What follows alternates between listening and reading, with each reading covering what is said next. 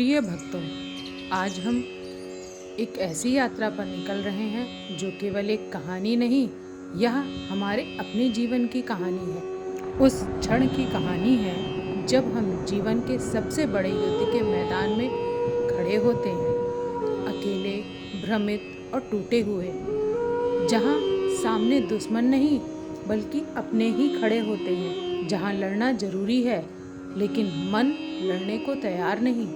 इस कहानी को शुरू करने से पहले आइए हम अपनी आंखें बंद करते हैं, गहरी सांस लेते हैं, उस परम शक्ति को याद करते हैं जो ब्रह्मांड में हर जगह बसी है। उस श्री कृष्ण को याद करते हैं जो केवल एक नाम नहीं बल्कि प्रेम, शांति और सत्य का प्रतीक है, जो हमारे भीतर भी है, हमारे आसपास भी है। उसे नमन करते हुए आइए शुरू करते हैं यह पवित्र कथा। कभी आपने सोचा है कि जीवन में सबसे कठिन क्षण कौन सा होता है? वह क्षण जब आपको पता हो कि आगे बढ़ना है लेकिन हमारे पैर आगे बढ़ ही नहीं रहे हैं, लेकिन पैर जम गए। जब आप जानते हो कि निर्णय लेना जरूरी है लेकिन मन इतना भारी हो गया है, कुछ समझ ही नहीं आ रहा है। जब चारों तरफ अंधेरा हो और भीतर एक आवाज कहती रहे, मैं नहीं कर सकता। ठीक यही स्थिति थी महाभारत के उस विशाल युद्ध के मैदान पर। कुरुक्षेत्र की धरती पर दो विशाल सेनाएं आमने सामने खड़ी थी, एक ओर कौरव, दूसरी ओर पांडव। एक योद्धा जिसके हाथ में गांडीव था लेकिन हृदय में संशय था, उसका नाम था अर्जुन। वह योद्धा जिसे देवताओं ने सलाम किया, जिसकी तीरंदाजी की कोई सीमा नहीं थी, जिसने असंभव युद्ध जीते थे, लेकिन आज वही अर्जुन उसी मैदान में उसी धनुष के साथ रथ पर बैठा था और उसका पूरा अस्तित्व कांप रहा था। क्यों? क्योंकि जीवन का सबसे बड़ा युद्ध बाहर नहीं भीतर होता है और अर्जुन उसी युद्ध में फंस गया था। अब जरा ठहरिए और सोचिए, वही अर्जुन की जगह अगर आप खड़े हों और आपके सामने गुरुजन खड़े हों तो आप क्या करेंगे?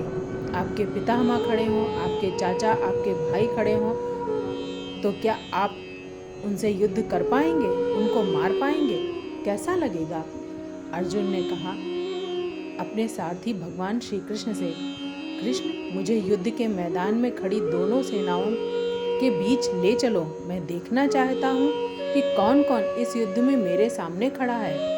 और जैसे ही रथ दोनों सेनाओं के मध्य में पहुंचा, अर्जुन ने जो देखा उसकी आत्मा हिला दी। वहां खड़े थे भीष्म पितामह, जिन्होंने अर्जुन को गोद में खिलाया था, द्रोणाचार्य, जिन्होंने अर्जुन को तीरंदाजी सिखाई थी,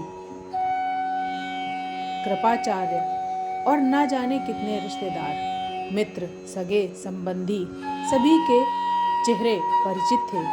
सभी से यादें जुड़ी थीं, सभी से प्रेम था और अब उन्हीं को मारने के लिए युद्ध करना था।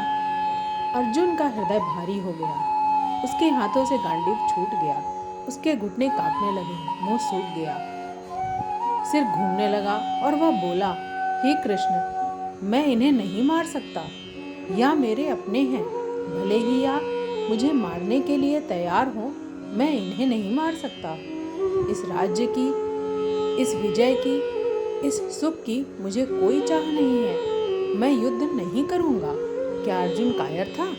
क्या वह डर गया था? नहीं, अर्जुन डरा हुआ नहीं था, अर्जुन भ्रमित था। उसके मन में एक तूफान चल रहा था। एक तरफ कर्तव्य था और दूसरी तरफ भावनाएं, एक तरफ धर्म था तो दूसरी तरफ मोह, एक तरफ क्षत्रिय होने का दायित्व था तो दूसरी तरफ मनुष्य होने की संवेदना। और वह स्थिति जो हम सभी के जीवन में आती है, कभी आपको भी ऐसा लगा है कि आप ऐसे चौराहे पर खड़े हों जहां दोनों रास्ते सही लग रहे हों और दोनों गलत? गीता का पहला अध्याय हमें यही सिखाता है कि संघर्ष से डरना नहीं चाहिए, भ्रम को छिपाना नहीं चाहिए, बल्कि उसे स्वीकार करना चाहिए। क्योंकि जब तक हम अपनी उलझन को पहचानेंगे नहीं, तब तक समाधान भी नहीं मिलेगा। अर्जुन ने अपना धनुष नीचे रख दिया, उस रथ के पिछले हिस्से में बैठ गया। उसकी आंखों में आंसू थे।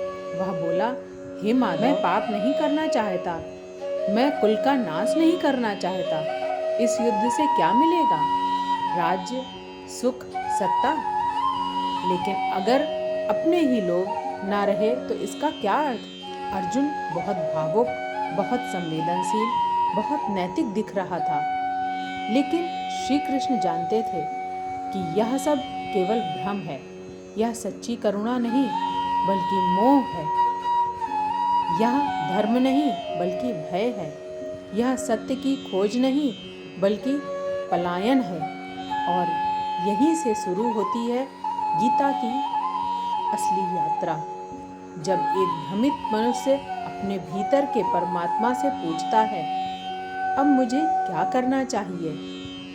अब इस सत्य को महसूस कीजिए। अर्जुन की समस्या केवल युद्ध नहीं थी, उसकी समस्या अपने कर्तव्य को समझने की थी।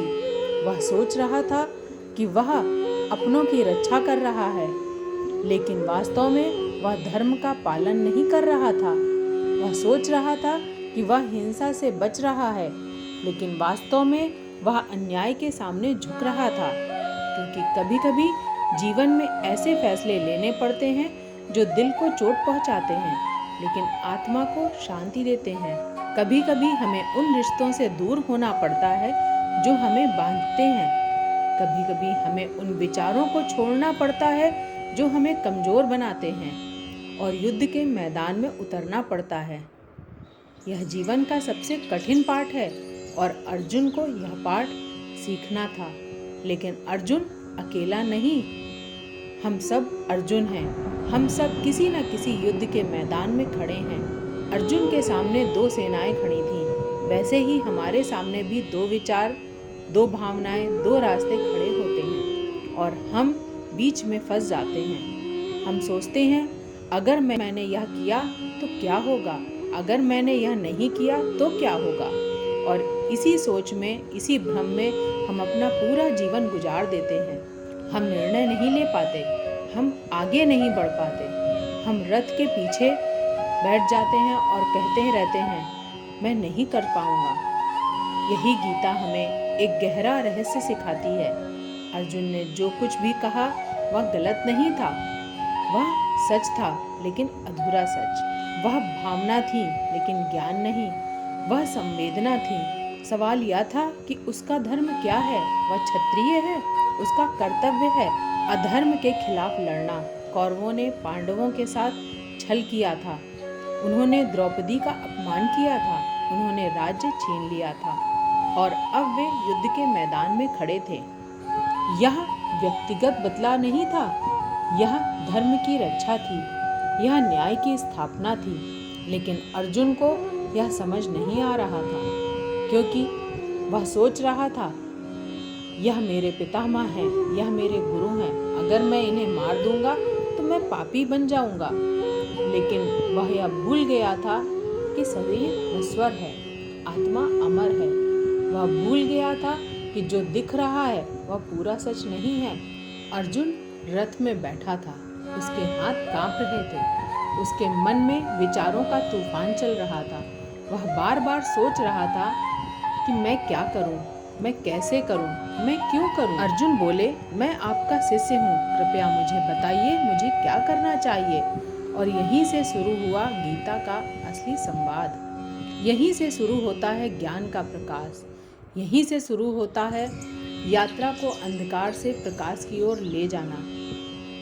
प्रिय भक्तों, आपने देखा, अर्जुन को ज्ञान तब मिला जब उसने स्वीकार किया कि वह भ्रमित है, जब उसने अपनी अज्ञानता को पहचाना, जब उसने कहा, मुझे नहीं पता, मुझे बताइए। जब हम स्वीकारते हैं कि मुझे नहीं पता, तब हमें हमारे गुरु सही दिशा दिखाते हैं। हमारे जीवन में गुरु का प्रवेश होता है, तभी हमें ज्ञान मिलता है, तभी हमारा मार्ग स्पष्ट होता है।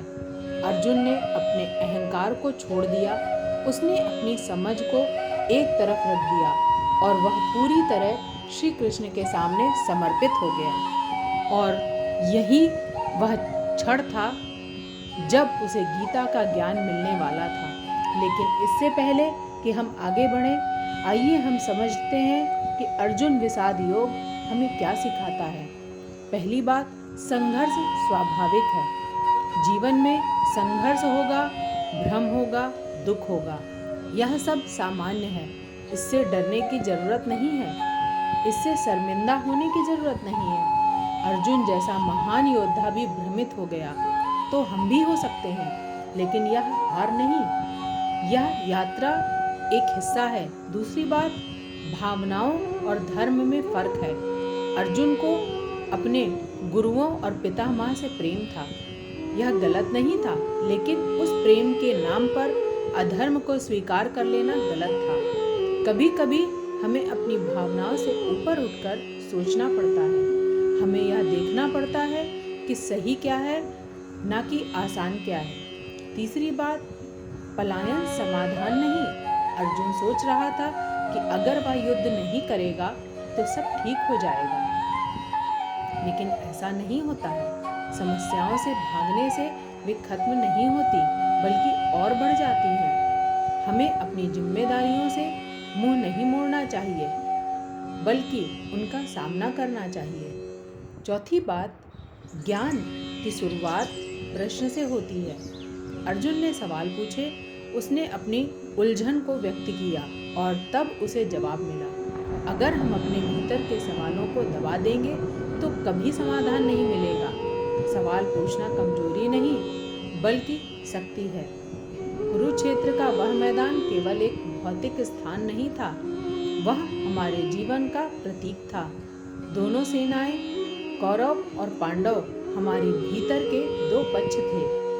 एक तरफ अच्छाई, दूसरी तरफ बुराई। एक तरफ धर्म, दूसरी तरफ अधर्म। एक तरफ सत्य, दूसरी तरफ असत्य। हर दिन, हर पल जब हम सुबह उठते हैं और सोचते हैं आज काम करूं या आलस करूं, यह एक युद्ध है। जब हम किसी से झूठ बोलते हैं या सच कहने का फैसला करते हैं, यह एक युद्ध है। जब हम अपने गुस्से को नियंत्रित करते हैं या उसे बाहर निकालते हैं, यह एक युद्ध है। जब हम किसी की मदद करते हैं या अनदेखा कर देते हैं, अपने डर को स्वीकार कीजिए और पूछिए, हे परमात्मा, हे कृष्ण, मुझे बताओ मुझे क्या करना चाहिए, और फिर शांत हो जाइए। उनको सुनिए और महसूस करिए, जवाब आएगा, क्योंकि जो सच्चे मन से पूछता है उसे जवाब जरूर मिलता है।